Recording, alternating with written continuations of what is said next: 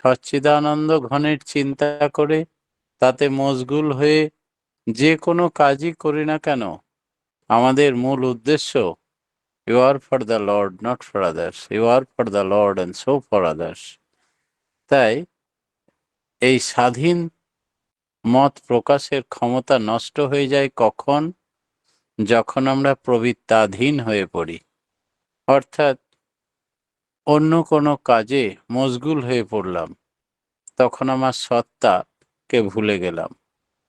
তখন সেই প্রবৃত্তির পাল্লায় পড়ে কখনো ক্রোধ, কখনো লোভ, কখনো মোহ, কখনো মাৎসর্য বসে আমরা চলতে লাগলাম। তাই স্বাধীনতা নষ্ট হয়ে গেলেই আমাদের আর তখন নাম বন্ধ হয়ে যায়। তাই যে ধারেই হাওয়া এলো সে ধারেই ঢলে পড়লাম, এরকম বিক্ষিপ্ত হলে হবে না। সব সময় সচেতন থাকতে হবে। হাজারো ব্যস্ততার মধ্যেও সব সময় তাকে মনে রাখতে হবে। এটা কিছুদিন অভ্যাস করলেই তখন আর অন্য ধারে মন টলবে না। তখনই মানুষ বাকসিদ্ধ হয়ে পড়ে এবং অজপা সিদ্ধ হয়ে পড়ে। তখন তাকে বলা হয় নাম নামই অভেদ, ঈশ্বরের ইচ্ছাই মঙ্গল হোক প্রতি মুহূর্তে তার হয়ে ওঠে। আজকে প্রশ্ন এসছে যে নাম সব সময় করতে বলছেন ঠাকুর, এই নাম সম্বন্ধে যদি একটু বিস্তারিত আলোচনা করেন। তাই তাদের অনুরোধে আজকে নামের প্রকৃতি এবং নামের বৈশিষ্ট্য, নাম কত প্রকার, নাম কি করে করতে হয়, করব কেন, এর মানে কি, এই বিষয়বস্তুর উপর একটু আলোচনা করব। নাম তিন প্রকার: ধ্বন্যাত্মক নাম, ধন্যাত্মক নাম এবং ভাবাত্মক নাম। ধ্বন্যাত্মক নাম স্পন্দন প্রধান। যেখানে ধ্বনি শোনা যায় না সেখানে ধুন টের পাওয়া যায়। ধুন আরো স্থূল হয় যেখানে, সেখানে ধ্বনি বা নাদ শোনা যায়, সেটা হলো ধন্যাত্মক। আর ভাবাত্মক নাম কোনগুলো? এই শিব, কালী, দুর্গা। স্পন্দনাত্মক নাম নামিতে অনুরাগ নিয়ে আসলে ভালো হয়। শ্রী ঠাকুর বললেন নাম হলো কারণ স্বরূপের স্পন্দনাত্মক প্রতিচ্ছবি। আমি, আপনি, দুনিয়া যা কিছু সবই বিবর্তিত হয়। যা কিছু হয়েছে তার সূক্ষ্ম রূপই হচ্ছে নাম। নামের থেকে আমাদের সকলের সৃষ্টি এবং স্থূল থেকে সূক্ষ্মে পর্যবেসিত হয়েছে। সৃজনধারার কথা ভাবতে গেলেই যেমন পুরুষ প্রকৃতির কথা আছে, বিজ্ঞানে বলে পজিটিভ আর নেগেটিভ, এই দুয়ের মধ্যে আকর্ষণ, বিকর্ষণ, আকুঞ্চন, প্রসারণ সকলের মধ্যেই মূল হচ্ছে ওই স্পন্দন, অর্থাৎ লীলায়িত হয়ে ওঠে স্পন্দন। নাম হলো স্পন্দনেরই প্রাণবীজ। যে কোনো স্পন্দনের মরকজ আছে নামের মধ্যে, তাই একে বলা হয় অনামী নাম। আমরা মানলেও বা না মানলেও পৃথিবীর সৃষ্টির আদি কণা হচ্ছে নাম, স্পন্দনাত্মক নাম, আদি নাম, সনাতন নাম।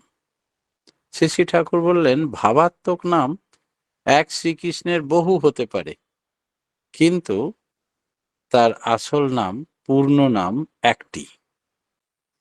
তেমনি সেই পূর্ণ নামই সবকে কভার করে। বীজাত্মক নাম একটাই হয় এবং তার সবগুলোরই তার মধ্যে মানে নিহিত থাকে। তাই অনুরাগের সঙ্গে সদ্গুরু প্রদত্ত বীজমন্ত্রই মানুষের ধ্যানের বিষয়, চিন্তার বিষয় হওয়া উচিত। এবং প্রীতিপ্রসূ কর্ম, সেবা বাস্তব জীবনে চরিত্রায়িত করার মূলেই হচ্ছে যে যত নামে অভ্যস্ত হয়ে ওঠে সে শত সাকসেসফুল লাইফ লিড করতে পারে, সব দিক দিয়ে চৌকস হয়ে ওঠে। শ্রী ঠাকুর বলছেন এক জায়গায় যে এই নাম হলো সব রকম স্পন্দনের মরকজ। অর্থাৎ রা হলো পুশ, ধাক্কা, আর ধা হলো বিরাম, সেন্সেশন, আর স্বামী হলো সোয়াযুক্ত মি, টু অ্যান্ড ফ্রো মোশন, ইতস্তত গতি। এই কটা নিয়ে ভাইব্রেশন, স্পন্দন। এই জিনিসটা উচ্চারণ করতে লাগলে তখন ক্লিং রুং ধন্যাত্মক নাম এরকম নয়। এই নামটা হচ্ছে কোনো শব্দ নয়, শব্দের প্রাণ, অর্থাৎ শব্দের স্বরূপ। এই নাম নিজে নিজ নাম হ্যায় মন আপনি ধরলে। এই নাম থেকে আমাদের সকলের সৃষ্টি, সকল জীবকুল, প্রকৃতিকুল, দেবকুল, যত কুল আছে, সমস্ত বীজমন্ত্র সব এই স্পন্দনাত্মক আদি নাম থেকে সকলের সৃষ্টি। তাই আমরা সর্বশ্রেষ্ঠ বীজমন্ত্র পেয়েছি। এই নামকে বলা হয় ধূন্যাত্মক নাম। বিশ্ব ব্রহ্মাণ্ডে যা কিছু কম্পন এই নাম থেকেই সৃষ্টি। এই নামের মধ্যে আছে কম্পনের মরকজ, তাই এটা সব কিছুকেই পরিপূরণ করে। শ্রী শ্রী ঠাকুর এক জায়গায় বলছিলেন, ওং হলো সাউন্ড, ওঙ্কার ভেদ করতে পারলে তারপরে এইগুলি আসে। সেগুলি পাওয়া যায় রাধাস্বামী, কোনো শব্দ নয়, শব্দ প্রাণ। তাই এই নামও নিজ নাম হ্যায়। আমাদের জন্মলগ্ন থেকে এই নাম থেকেই আমরা সৃষ্টি হয়েছি। একে অনামী বলা হয়। এই অনুভূতিটা যেমন করে গজায় মানুষের ভোকাল সাউন্ড বা স্বরযুক্ত শব্দ, এর মধ্যে তাকে বলা যায় রাধাস্বামী। বিশ্ব ব্রহ্মাণ্ডের কেন্দ্রীয় জীবন অনুভূতির মাধ্যমে মানুষ উপলব্ধি করতে পারে। তখন কারণ স্পন্দনকে চিনে গেলে পৃথিবীর কোনো কারণ, অকারণের কারণ তিনি, সমস্ত কারণ তার কাছে পরিষ্কার হয়ে ওঠে। মনে হবে না কোনোটা অঘটন। সব ঘটনার ঘটন হচ্ছে এই স্পন্দনাত্মক বীজ মন্ত্র। যে যত স্পন্দিত করবে সে তার কাছে পৃথিবীটা তত স্বচ্ছ হয়ে ধরা দেবে। এমনকি কোনো মানুষের ভেতরে কি চিন্তা ভাবনা চলছে সেটাও এই নাম করতে করতে বুঝতে পারা যায়। শ্রী শ্রী ঠাকুর বললেন যে abbreviation from the whole structure, সমস্ত পরিকাঠামোর সংক্ষিপ্ত রূপ হচ্ছে এই স্পন্দন। এই কম্পন বাদ দিয়ে শব্দই হয় না। তাই অন্য কোনো নাম যদি করো সেটা আগে করে নাও, তারপরে এর ভিতর দিয়ে মূল কম্পনে পৌঁছাতে পারবে। এইটা করলে পুনশ্চারণ হবে, সব কিছু বীজমন্ত্র পরিপূরণ হবে। তাই অন্য নাম আগে করে নেওয়ার পরে এই শ্রেষ্ঠ বীজমন্ত্র করতে হয়। এই একেবারে গোড়া রুটের কথা শ্রী শ্রী ঠাকুর বললেন। এই নাম হলো সর্বপ্রকার কম্পনের মূল মেকানিজম। এই কম্পনে কম্পিত থাকলে যে কোনো কম্পন অরিজিনাল কারণকে জানতে পারে এবং রুটে চলে যায়। কেউ যদি আগে অন্য কোনো নাম নিয়ে থাকে সেই নামটা আগে করে নেবেন, তাহলে সেই গতিটা যা ছিল পরবর্তীতে এই শ্রেষ্ঠ বীজমন্ত্র জপ করার ফলে তার গতি আরো বেড়ে যায়, তার মানেটাও পরিস্ফুট হয়ে ওঠে। তাতে ক্ষতি হবে না, বরং লাভ হবে। সবাইকে ইন্সপায়ার করে এই নাম। রয়ের মহাপ্রাণ বর্ণ কম্পনাত্মক, ধ স্টপেজ স্থগিত, র ও ধয়ের পরে আ দিয়ে হচ্ছে continuity of these wave, succession of these wave, স্বামী। the original to and fro motive movement, গাড়ির পিস্টন যেমন আগে এবং পিছে টু অ্যান্ড ফ্রো গতিতে চলে, জলের উপর দিয়ে ঢিল ছুড়লে ছিলকে দিলে যেমন এক প্রান্ত থেকে অপর প্রান্তে মুভমেন্ট হয়, ঠিক তেমনি একটা ঘন্টা বাজানো হয়, প্রথমে সেটা to and fro motion, vibration, আমরা শব্দ শুনতে পাই। প্রথমটা যেন স্বামী, পরেরটা যেন অনেকক্ষণ ভাইব্রেশনটাকে ধরে রাখে, সেইটা হচ্ছে রাধা। শ্রী ঠাকুর আমাদের নাম কম্পনাত্মক বলে ব্যাখ্যা করলেন। এই নাম করলে সবকিছু আপনি এসে যায়, এটা সবটারই প্রাণ।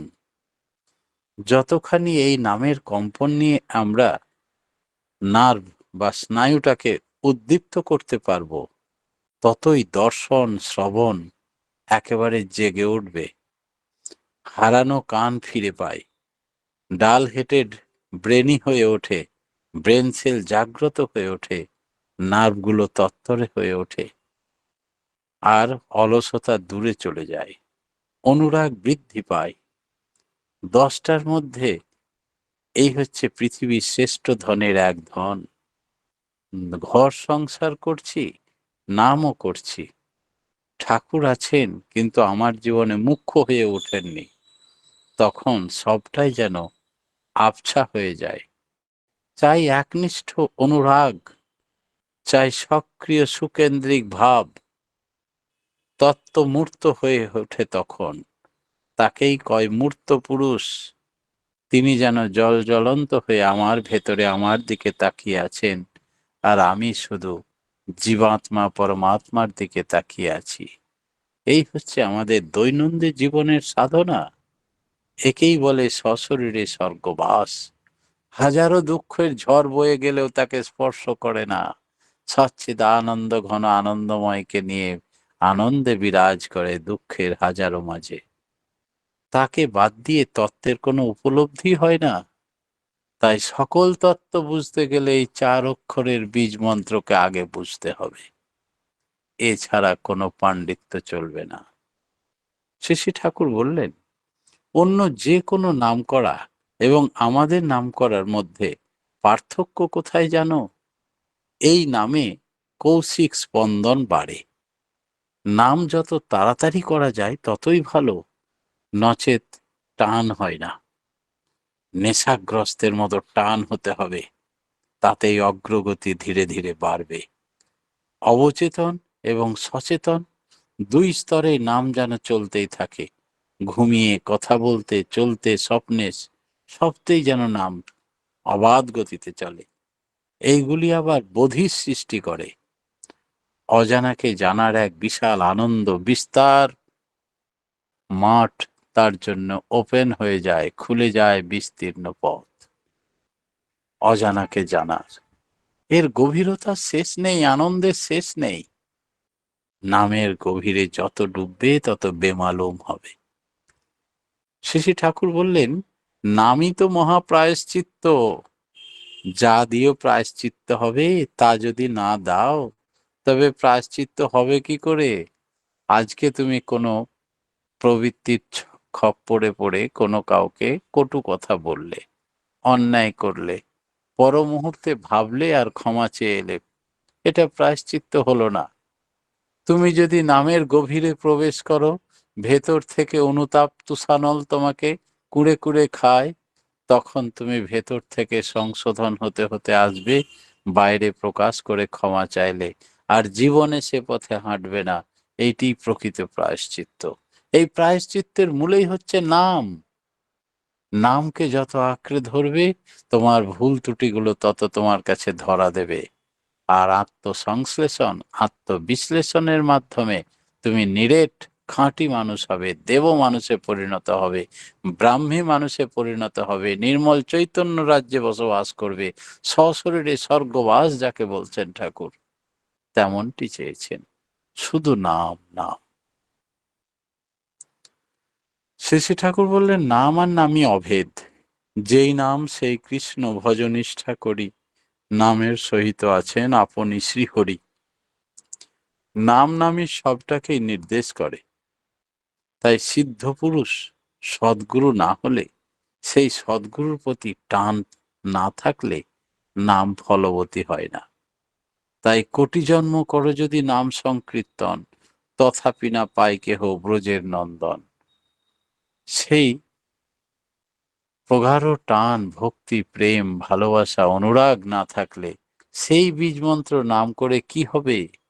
সে তো কলের গানের রেকর্ডের মতো নাম বাজতেই থাকবে, কোনো অনুভূতি হবে না।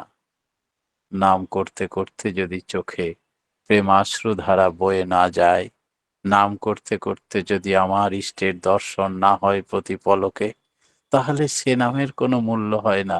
এই রকম নাম কোটি জন্ম করলেও কোনো লাভ হবে না। আবার একবার হরিনামে যত পাপ হরে, পাপীর সাধ্য নাই তত পাপ করে। এই নাম করতে করতে বিগলিত প্রেম যখন ঝরে পড়ে অশ্রু, আনন্দ অশ্রু নয়নে, আর প্রেমের প্রক্ষালনে তার চরণ ধুয়ে দেয় মানুষ, তখন সারা জীবনের, সারা দিনের যে পাপ সব ধূলিসাৎ হয়ে যায়, ধুয়ে মুছে পরিষ্কার নির্মল চৈতন্য রাজ্যে নিয়ে যায় তাকে। তাই তেমন ভাবে নামের কথা বললেন। শশী ঠাকুর বললেন, দুটো কথা শোনো। একটা কথা হলো, ওই কোটি জন্ম করো যদি নাম সংকীর্তন, তথাপি না পাই কেহ ব্রজের নন্দন। এর ব্যাখ্যা হচ্ছে নিরস নাম, আর এটা হচ্ছে সরস নাম, অনুরাগ সহ নাম। শুধু নাম করলে হয় না, নামই এবং তার যিনি কিনা নামের চেতন বিগ্রহ, তার উপরেও টান থাকতে হয়। তাহলে মানুষের মনে একটা স্বাভাবিক প্রেরণা জাগে। তিনি আমাদের চেতনা, তিনি আমাদের বিবেক, তিনি আমাদের বৈরাগ্য, তিনি আমাদের চরিত্র, তিনি আমাদের ব্যক্তিত্ব। তিনি অসীম, অনন্ত। দয়া করে তিনি আমার ভেতরে সীমাতে স্থান নিয়েছেন, আর আমি তাতেই ধন্য। আমার আর সারা জীবনে কিছু চাই না। শ্রেষ্ঠ গুরু, শ্রেষ্ঠ পুরুষকে ধারণ করার ক্ষমতা আমাকে দিয়েছেন শুধু নামের মাধ্যমে। কেন আমি বঞ্চিত হব তাকে ধারণ থেকে? তাই প্রতি মুহূর্তে আগ্রহ সহকারে শুধু দ্রুত গতিতে নাম চালিয়ে যেতে হয়। এই নাম করলে কি হবে? নামই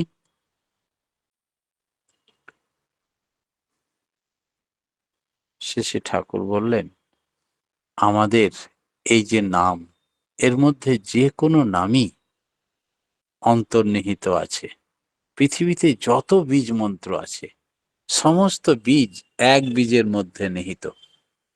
আমরা প্রত্যেকেই এক একটা স্পন্দন তরঙ্গের পরিপালক।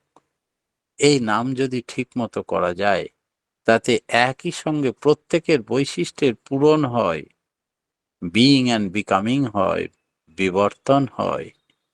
কারণ এই নামের ভিতরে সর্বপ্রকার স্পন্দনের আদিমতম প্রাণ লুকিয়ে রয়েছে। প্রকৃতি এবং রূপ বিধৃত আছে এই বীজের মধ্যে। তাই প্রত্যেকেই পরিপূরণ, পরিপোষক, পরিপালন, পোষণ পায় এই নাম করলে, এবং প্রত্যেকেরই বিকাশ হয় সব দিক দিয়ে। এই নামের অনুশীলনে ত্বরান্বিত হয় সমস্ত জটিলতা। এই নামের প্রতি অনুরাগ নিয়ে নাম করতে করতে মানুষের প্রত্যেকটি নার্ভ সতেজ হয়ে ওঠে, দেহের কোষ সেলগুলো তরতরে হয়ে ওঠে, অ্যাক্টিভ হয়ে ওঠে, আর একতানতা, এক প্রাণতা, সংহতি বেড়ে যায়। শ্রী ঠাকুর বললেন, মানুষের উষা নিশায় যদি নাম ধ্যান করে, সকালে উঠে নাম করে এবং ঠিক মতো ঠিক মতো ইষ্টভৃতি নিবেদন করে, চলাফেরায় জপ করে সব সময়, তবে তার জীবনে বেকায়দায় পড়া বড়ই অসুবিধা। কিং কুর্বন্তি গ্রহা সর্বে যস্য কেন্দ্রে বৃহস্পতি। সমস্ত গ্রহ বিপর্যয় যদি তার পিছনে লেগে যায়, কিছুই করতে পারবে না।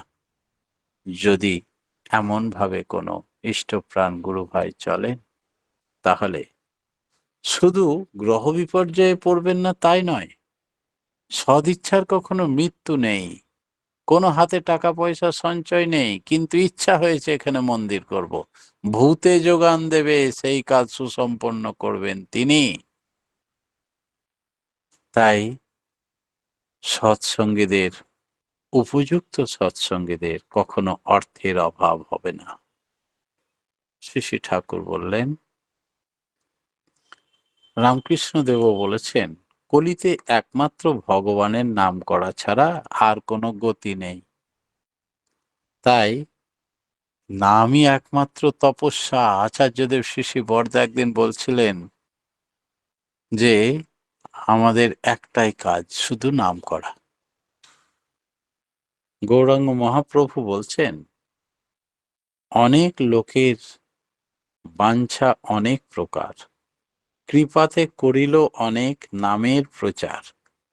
যাইতে খাইতে শুইতে যথা তথা নাম লয়, কাল দেশ নিয়ম নাহি সর্বসিদ্ধি হয়। স্বামী প্রণবানন্দ কি বলছেন এই বিষয়ে?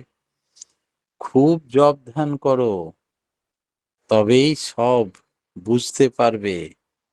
জপ ধ্যান ব্যতীত চিত্ত শুদ্ধ হয় না, চিত্ত শুদ্ধি ছাড়া জ্ঞান জন্মায় না, আর শুদ্ধ জ্ঞান ছাড়া ধর্মতত্ত্ব কখনো উদ্ভিন্ন হয়ে ওঠে না তার ভেতরে। মনকে সর্বদা গুরু প্রদত্ত মন্ত্র জপে নিযুক্ত করে রাখবে, তাহলে নানা প্রকার অবস্থা ও বৈচিত্র্যের মধ্যেও তুমি নিজের বৈশিষ্ট্য, ঈশ্বরের চরণ ছাড়া হবে না, তোমার আভীষ্ট সিদ্ধি লাভ সম্ভব হবে। স্বামী ভূতেশ্বরানন্দ কি বলছেন? মন্ত্র হচ্ছে ঈশ্বরের প্রতীক, শব্দরূপে প্রকাশিত হয়। ব্রহ্ম শব্দকে ব্রহ্ম বলা হয়। স্বামী বিরজানন্দ কি বলছেন? নাম এবং নামই অভিন্ন, তাই নামী পুরুষ বা ভগবানকে ধরে রাখার একমাত্র অস্ত্র হচ্ছে অজপা নামে কররে নেশা। তাই দেবাদিদেব মহাদেব কি বলছেন?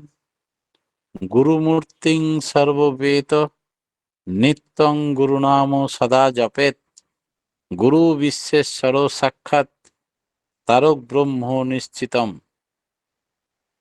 শ্রী শ্রী ঠাকুর বললেন, নাম করো, নামের প্রতি লক্ষ্য রেখে স্মরণে রেখো যে তার চলন চরিত্র চাহিদা তোমাতে প্রতিফলিত হয়ে ওঠে, যেন চরিত্রের প্রতি মুহূর্তে প্রতিফলন দেখা যায়, আর তার রঙে রঙিন হয়ে ওঠো সক্রিয়ভাবে। তুমি তৎপর হয়ে চলো, আর এতেই তোমার সগৌরবে তাত্ত্বিক সঙ্গতির অর্থ মূর্তনায় নিজেকে আনিত করে তুলতে তুলতে অন্তরে অন্তরে নাম করো, নামে ডুবে পড়ো। এমনি করেই তোমার ভেতরে তিনি জেগে উঠবেন, তোদের আত্মাতে আমি জেগে উঠব। তিনি বলেছেন মহাভাব সমাধি অবস্থায় পুণ্য পুঁথি গ্রন্থে। আমাদের আর চিন্তা কি? ওকেই বলে ঈশ্বর প্রাপ্তি। শুধু নামটা নিষ্ঠা সহকারে করলেই নিত্য ঈশ্বরের দর্শন হয়। তাঁর ইচ্ছায় তিনি পরিচালনা করেন আমাদের। আমার আর নতুন করে ইচ্ছা থাকার দরকার নেই। সব তিনি, সব তিনি। পরম পিতার রাঙারাতুল চরণে প্রতিপত্তিকে যেন আমরা তেমন ভাবে চলতে পারি। তোমার ইচ্ছায় পূর্ণ হোক ঠাকুর। এই বলে আজকের মতো আমার ক্ষুদ্র বক্তব্য এখানেই শেষ করলাম। জয় গুরু। জয় গুরু দাদা। খুব সুন্দর আজকে নাম ধ্যান সম্বন্ধে আলোচনা শুনলাম, তার অপকার কি কি, তার বৈশিষ্ট্য কি, খুব সুন্দরভাবে আলোচনা করলেন। আমাদের নাম ৩ প্রকার। এই রাধা হচ্ছে, রা হচ্ছে ধাক্কা, ধা হচ্ছে বিরাম, স্বামী হচ্ছে ইতস্তত গতি। এই নাম ধ্যানাত্মক নাম। রাধার স্বামী হচ্ছে শব্দপ্রাণ, নাম করলে ভিতরের মানুষের রূপ বোঝা যায়। অন্য নাম আগে করে এই নাম করতে হয়।